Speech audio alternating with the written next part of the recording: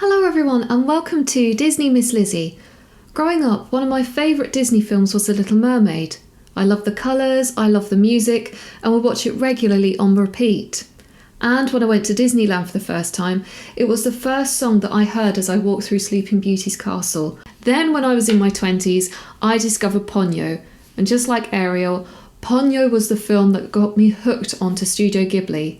Again, the colours and the animation just really got me hooked into these beautiful, beautiful films. And with such two influential films of the same story being retold, it left me wondering which animated version was the most faithful to the original story. So today, we are comparing the two animations to the Hans Christian Andersen fairy tale.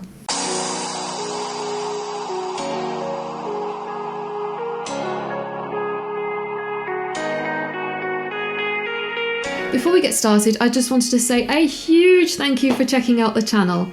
If you like what I do and would like to know more, please hit that subscribe button, like and share this video so we can build up the community.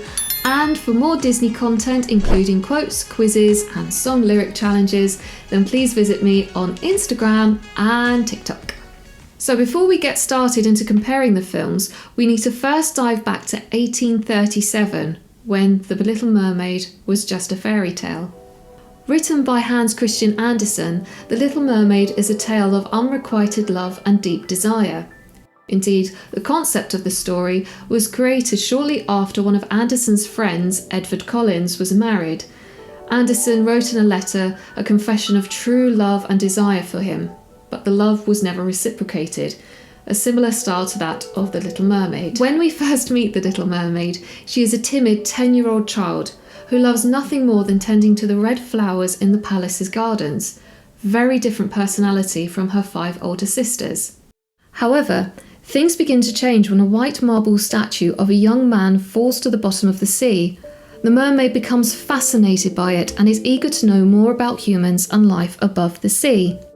Her grandmother explains that when she is 15, for mermaids cannot venture onto the shore until then, the mermaid will sit on the rocks and bathe in the moonlight. Then, on her 15th birthday, the Little Mermaid swims to the top and encounters a ship, and on that ship is a young, handsome prince celebrating his 16th birthday. The Little Mermaid becomes fascinated by this man and studies him through the window. However, her observations are short-lived when a violent storm hits the ship and throws the prince overboard. The Little Mermaid, just like in the Disney film, swims over to the prince, but not before hesitating as to whether she should let him drown to see if he could join her under the sea. Leaving the prince on the sand, the mermaid observes from behind the rocks for someone to find him. Soon enough, a young woman from the Marble Palace rushes to his side. He smiles at the woman, thanking her for her assistance. The Little Mermaid, saddened by this, returns to the palace and embraces the statue as though it were her prince. She soon asks her grandmother what happens to humans who do not drown, to which her grandmother explains that though humans may have a shorter lifespan than mermaids, they possess a mortal soul that allows them to live forever. Mermaids, however, do not have this, and instead dissolve into seafoam after 300 years. The Little Mermaid then asks, how does a mermaid become a human? To which her grandmother explains that in order for a mermaid to transition, she will need to find the love of a human who will love her truly and deeply. Determined to do whatever it takes, the mermaid visits the sea witch. In the Andersen version, the witch lives in a house made from the bones of those who have fallen overboard and has a garden filled with polyps, a vicious flora that is half animal, half plant. After listening to the Little Mermaid's story, the sea witch accepts a proposal to make her human. However, this transition is not going to be easy, nor indeed pleasant. The sea witch explains that the potion will allow the mermaid to obtain legs, but the process will feel like a sword has sliced her in two, whilst her feet will feel as though she is walking on blades and knives with every step she takes. However, she will be the most beautiful and elegant person that the earth has ever seen. But for the spell to truly work, the prince must fall in love with her. If not, then she will transform into seafoam. In forms of a payment, the sea witch asks for the mermaid's beautiful voice. The mermaid initially hesitates, but the sea witch manipulates the situation, telling her that women above the sea do not need their voices. Instead, they rely on their elegance, grace, essentially their body language. The Little Mermaid then accepts, and so the sea witch slices off the mermaid's tongue and gives her the potion and sends her on her way. Just like the sea witch said, the transition is extremely painful, and the mermaid passes out on the beach, where she is found by the prince, who takes her back to the palace. Over time, the prince begins to form a relationship with the mermaid, but loves her more like a child, whereas the mermaid continues to fall deeply and passionately in love with him. One day, the prince is summoned to visit a distant land in order to marry their princess.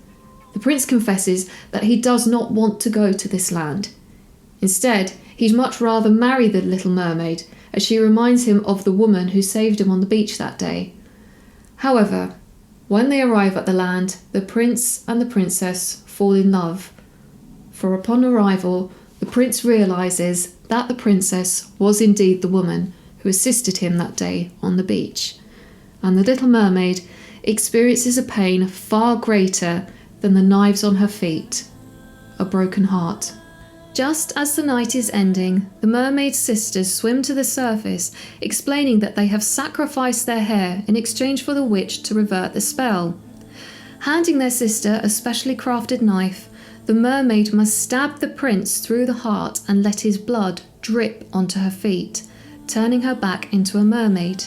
With the knife in her hand, the Little Mermaid sneaks into the prince's bedroom and stands over him with the knife gripped in her hand.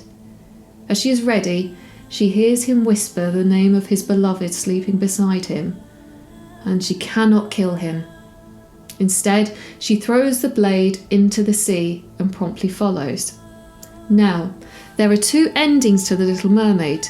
The original, which is the version I have, ends with the Little Mermaid becoming an ethereal figure known as the Daughters of the Air. The daughters are comprised of merpeople who have done great deeds and sacrifices. For 300 years are allowed to build their soul by doing good deeds and visiting children. When they visit a good child, it means that their sentence has been reduced, allowing them to progress to heaven faster. If, however, they visit a bad child, then their sentence is extended. The original ending received mixed reviews, with one of those opinions coming from Mary Poppins' author P.L. Travers, who argued that Anderson was inciting outdated Victorian morals and was essentially blackmailing children into being good. The other ending is, in my opinion, worse than the original. After the Little Mermaid throws herself to the sea, she dissolves into sea foam and fades away. In either case, neither are the happy endings that both Disney and Studio Ghibli have. So, what do these two films have in common with the original text? Well, first of all, let's look at possibly the more known adaptation. It is Disney's version of The Little Mermaid. Released in 1989, The Little Mermaid follows the story of Ariel and her desire to become human after falling in love with Prince Eric. At the time, The Little Mermaid was a revolution to the Disney princess format. No longer was she the subservient and domestic housebound princess from the golden and silver eras of Disney, but she was strong, defiant, and adventurous. Ariel, arguably, paved the way for future princesses to take their stand, including Belle, Mulan, and Tiana. The other thing that The Little Mermaid changed in the Disney formula was the I Want song. Part of Your World was the first song that has allowed the protagonist to sing about their desires. This then enabled other songs to follow suit, like Belle from Beauty and the Beast and Go the Distance from Hercules. This was also the film that helped to kickstart the Disney Renaissance era of the 90s and noughties. Other than subtle nods and references put in by Disney, it's very difficult to compare the original text, which arguably is darker, to the more light-hearted version of Disney. But what is possibly the more faithful part of the film is the exchange between Ariel and the Sea Witch, aka Ursula. In the original story, Ursula, or the Sea Witch, did not have any agenda or plan. but Disney gave her a backstory and a reason for wanting to help Ariel. Banished by King Triton for practicing magic, Ursula previously lived a life of grandeur and endless feasts, but is now consigned to a life of solitude with her pet eels Flotsam and Jetsam. And just like in the original text, Ursula manipulates Ariel into giving her voice. She says, though we all know from Poor Unfortunate Souls, that men on the surface do not like girls who blabber or gossip. Instead, they are infatuated by their body language. But Eric disproves this. Although he does have feelings for the voiceless Ariel, she is not fully who she is. She's missing that thing that makes her her. And this is only something that he realises what it is on his wedding day to Vanessa/Ursula when the spell breaks. The other nods and references that I mentioned earlier are quite subtle, but they're really clever as to how they're integrated with the original story. So first of all, the white statue, which we all know what happens to that when King Triton finds it. The shipwreck, in which the Little Mermaid saves Prince Eric. And the red flower. This I absolutely love because it's so clever and so subtle. In Ariel's dressing table, or on Ariel's dressing table rather, there is a small red flower that she picks up and places in King Triton's hair. This is clearly a reference to her red flowers. Interestingly, seafoam is not mentioned in the Disney version. However, it is mentioned in Ponyo. Now, the relationship between Studio Ghibli and Disney is a bit of a struggle. So if you prefer to go straight to the comparison, please hit the time code on this video. If you're ready to stay and listen to more, here we go. Founded in 1985 by director Hayao Miyazaki, Studio Ghibli is one of the most regarded and renowned animation studios. Indeed, their works inspired the majority of top directors and producers at Pixar Studios. And it was through the help of these directors and producers that they tried to get Studio Ghibli the recognition that they deserved in the American market. The first Studio Ghibli film to be released through Disney was Princess Mononoke, and was a film that had to be fought for, not just by Studio Ghibli, but also by author Neil Gaiman, who had been hired as the scriptwriter for the translated version. The project was being booked by the vile and disgraced film producer Harvey Weinstein. He wanted cuts to be made in order for the film to make sense to Western audiences. When Miyazaki caught wind of this, he sent his producer with a note saying no cuts. The note was accompanied by a samurai sword. The next Studio Ghibli film to be released through Disney was Spirited Away, arguably one of the most infamous productions from the studio. This time, however, the project was being managed by John Lasseter, director for Toy Story. He is one of Studio Ghibli's biggest ambassadors and fans. Despite the success that Spirited Away would experience and the driving force of John Lasseter's passion behind it, Disney still marketed Spirited Away extremely poorly. During its theatrical release, Spirited Away only garnered $10 million at the box office, and that included its 2003 re-release. But the film went on to win an Academy Award for Best Animated Feature. Similar occurrences of bad performance happened during the rest of Ghibli's releases through Disney. Even with the release of Ponyo, for example, with a stellar cast featuring Liam Neeson, Cate Blanchett and Matt Damon, Disney released it 1 week after the summer holidays, meaning that the majority of children that would be going to see it were already back in the classroom. The last film to be released through the Disney and Studio Ghibli collaboration was the 2013 The Wind Rises, and because its biographical nature, Disney were unsure how to market it and where to place it, and so they released it through Touchstone Studios, who at the time was struggling quite a bit. It was only 4 years later that the studios closed their doors. For years, Disney had wanted to bring the Ghibli catalogue over to their streaming platforms, but the studio refused, and eventually their contract ended. Now that we've gotten the messy history out the way, and welcome back if you skipped that part, now it's time to compare Ponyo to The Little Mermaid, and for this I will also be comparing it to the Disney version as well as Hans Christian Andersen's text. So, Ponyo is very much like its predecessors. It's about a girl who desires to be human after meeting a boy.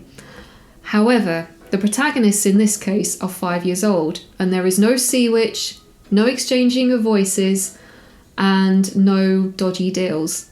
Instead, Ponyo is rescued by Sasuke when she becomes trapped in a glass jar, and instead of the blood from the prince, or Sasuke, being the thing that reverts the Little Mermaid, or Ponyo, it actually helps to transform her into the human. It is also a far more modern adaptation, with a location based on the Japanese seaside town of Tomonora in Setanaka National Park, a place that director Miyazaki visited in 2005. In this version, we also get to meet Ponyo's mother, a character who is absent from both The Little Mermaid and from the original fairy tale.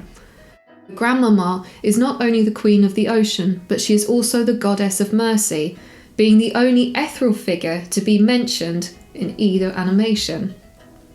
The other nods and references to The Little Mermaid and to Hans Christian Andersen in Ponyo are very subtle but also very endearing. The first being is Ponyo's red hair, which is obviously a reference to Ariel's vivid hair colour. Ponyo also has lots of siblings, just like the two versions. The first time she experiences ramen reminded me of Ariel at the dining table. And just like Ariel, she is inquisitive, she is independent, she is fierce, and my gosh, she is very, very determined. So out of the two, which one is the most loyal adaptation? For me, I would say the Disney version is possibly the more faithful, because it still is in keeping with the fairy tale aspect that was Hans Christian Andersen's theme, but it also includes Ursula, contracts, the sort of transition that we see, and of course Ariel's beautiful voice. Plus, Ponyo feels very much of its own film, and because of the environmental messages that also come with Ponyo, it's a very, very different story. However, it still has its slight nods and references to both The Little Mermaid and the Disney adaptation. Anyway, thank you so much for joining me. If you like what I do and would like to know more, then please hit that subscribe button, like and share this video so we can build up the community. And for more Disney content such as songs, quizzes, facts, trivia, etc., then please follow me on Instagram and TikTok. Anyway, thank you so much for joining me, and I will see you very soon. Okay, bye guys, bye!